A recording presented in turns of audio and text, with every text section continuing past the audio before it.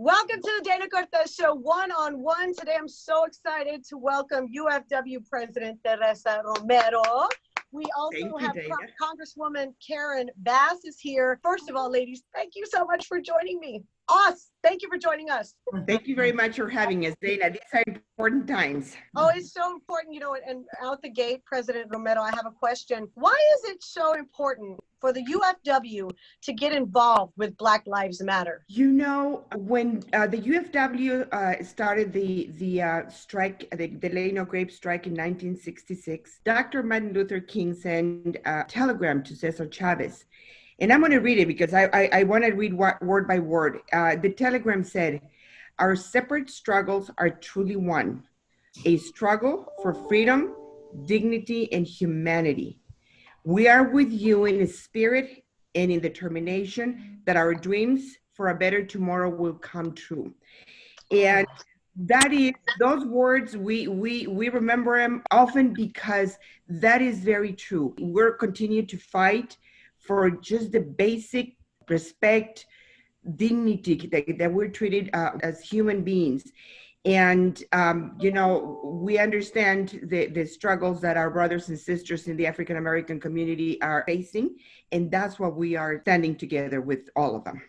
Whenever I have these conversations, I always remind people too that together we're a lot stronger because we really stand for the same things. Together, we are more powerful. And that leads me to the next question for, obviously, Congresswoman Karen Bass. You're also the chair of the Congressional Black Caucus. I want to ask you about the Black Lives Strike events that took place on Monday. Can you give us an update and how it all went?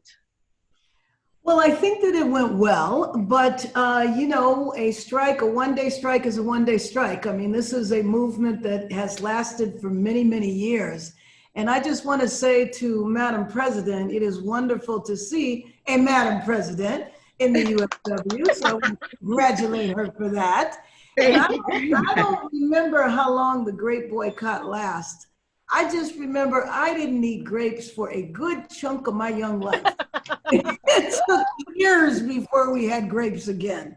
Yeah, and, it was 5 years, Congresswoman. 5 years. Oh my God. 5 years? Oh God, It seemed like a long, very long time. But when you're older, 5 years is not long, but when you're young, it's forever. But to me, there was just always the solidarity between our folks. I mean, just always. And the Black Lives Matter movement, one, I think is wonderful, but it ain't just about Black lives. When it comes to policing, it's about Black lives, brown lives, Asian lives, Native American lives, because we all suffer at the hands of the police. And so we have to stand together. And I will tell you, in Congress, there's the Black Caucus, the Hispanic Caucus, the Asian Caucus, and now we have 2 Native American sisters. So we call ourselves the Tri-Caucus plus 2.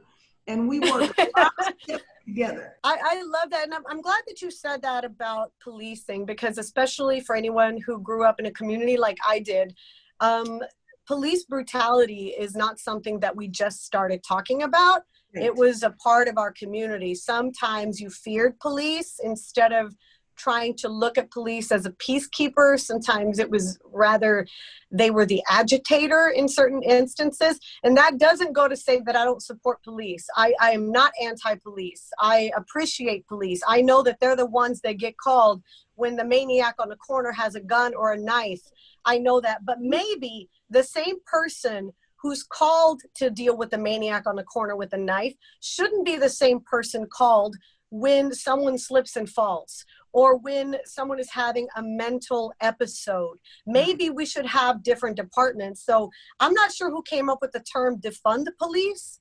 That might not be the right term, because it sounds like you want to take all this money away, but reallocating some of that money so that we can figure out a better way to police, I think is something that we can all agree on. They've got over-bloated budgets, and I'd like to see some of that money go to helping for healthcare, educational purposes, and also rebuilding some of these communities. That would be wonderful. That's why I was on a call a couple of weeks ago, and somebody used the term refund. Refund.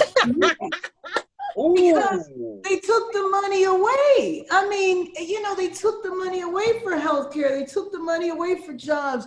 they decimated the safety net, but had no problem spending whatever they needed to spend on police and jails. So that person that has a mental health issue should never have an episode if you treated them in the beginning. Thank you very much.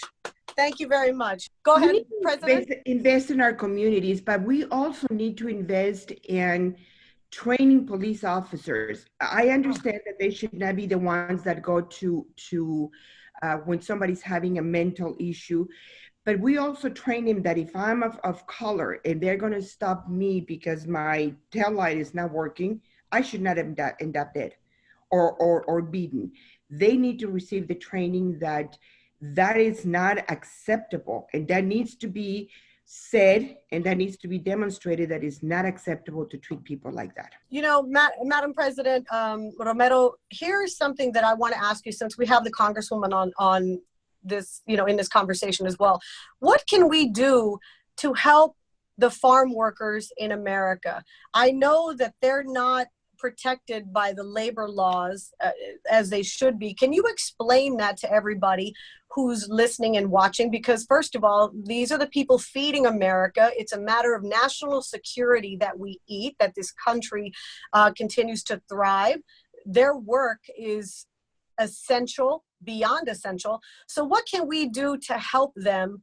Why is it that they're not covered like the rest of us are when it comes to labor, the labor laws? You know, in 1938, when the Fair Labor Standard Act was established, and the minimum wage was determined, overpay, everything was applied to every workers but farm workers. At that point, the majority of the workers in the fields were African American. And those were racist laws. And when people don't want to believe that exists, it happens. To this day, now in the fields, at one point, there were a lot of Filipinos, and for the most part right now are Latinos. And when you have laws where you exclude farm workers from the right to organize, from the right to have a minimum wage, from the right to have workers' comp benefits, those are racist laws, so we need to change them. In California, we have been able to do that. It took us a long time, 80-some years, to be able to include workers in overtime pay. When you have to fight a system to protect workers and fight lawsuits to protect workers from heat illness, you know, people were dying in the fields because they were working at temperatures of 100 degrees or higher. So we have a lot of supporters. The Congresswoman has been a champion for farm workers and has supported our bills and has supported the work that we are doing on our Farm Workforce Modernization Act. And we need to start ensuring that the laws that we pass are not based on race, which is what's going on right now. And unfortunately, a large number of farm workers are undocumented, which is something that we've been working with the Congress. And in December, we passed a bill that would allow farm workers and their families to a path to legalization. And that is one of the major problems, because farm workers are undocumented. If there are issues, right now there are issues in a company that the workers came to us, a pistachio company, Primex here in California, and because they spoke up, because they don't know what to do, they're infected, they were fired.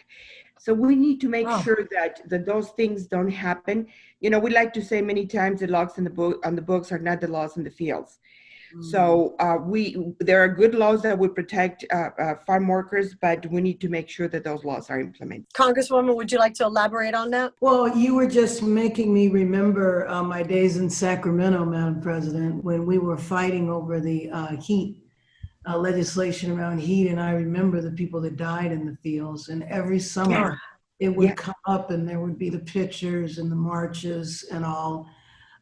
It's just despicable that people are working in those kind of conditions, and that we're so disconnected from where our food comes from, you know? So people don't think about how that food got there. And I know. They think it just shows magically. No, you're right. I've been out in those fields. I've been visiting the people out there working. We did that as part of, working on the legislation. And I was just amazed by you saying it took 80 years. I have a dream here in the Capitol. I don't know if I'll be able to make it happen, but we have these crazy statues of these Confederate people. Yes. Well, the statue from California that's right outside this door I'm in, is not the greatest statue either. It's one of the missionaries, Junipero Sierra, who, really colonized the Native Americans and did all that they did. I wanted to see us remove that statue and put Cesar Chavez. Yeah. We would love that. We would love that, Congresswoman. I mean, that would be amazing. Would be good. And I hear we're going to, now our other statue is Ronald Reagan. I mean, I'd like to get rid of him too. Don't get me started on Reagan. That's the guy that shut all the state hospitals down, and that's why we can't get any health care and all the bases. But anyway, let's not get into all that. We were supposed to have one of the UFW workers, President Romero, Fernando Benitez, on, but unfortunately, he has, I believe you said, his mother, father, and brother all contracted COVID-19. We did get some good news. He has to pick his mother up. How many farm workers have been affected by COVID-19? Are they being given facts and proper information to take care of themselves and their families, and masks to help them while, so that they can, I guess, protect themselves to the best of their ability? Is that being provided to them? As essential workers, that they cannot work remotely. They cannot harvest our food remotely. So unfortunately, no. We have, with our sister organization, the UFW Foundation, we have been gathering masks that we are distributing to farm workers that are not under contract, because we are finding out that they don't have the protections at work. They're not being told, they're not being kept at a safe distance, they're not doing anything to protect them. And when they test positive, what happens is that the employer doesn't inform them that they have the right to, here in California, to paid sick leave so they can quarantine themselves. So by the time they call us or they try to reach out to somebody that can help them, not only people in their fields are infected, but also their families, because they take a lot of time. A lot of spread could be, at least in the fields, could be contained if the employers really truly informed the workers and gave them the rights that they have earned. And we're hearing a lot more right now. Like I said, we have in this pistachio company over 50 workers that had been infected, and one of them passed away. Oh my God. Can I just say something? Sure. Please, Congresswoman, go ahead. I mean, how do you wear a mask in the fields? It's difficult. But it also seems like there needs to be testing in the fields. They need to be set up there to do the rapid test in the fields. Because, if you test positive and you're not symptomatic and you're sitting there doing that backbreaking work under the heat, it would seem like you would be so much more vulnerable. Well, and I think that comes down to, I know that when I was a single mother, I was a very young mom. I had my first child at 15. When I had to go to work, I would just go, whether I was sick or whatever the case is, because I had to put food on the table. And oftentimes that's the choice we have to make, until I would oftentimes end up in the hospital. And then you talk about bills and everything else. So that's a whole other show. We could talk about that on a different level. But I'm certain in a lot of cases, these workers continue to work out of need, most importantly. I'm sick, but it doesn't matter. I still have to do this for my family.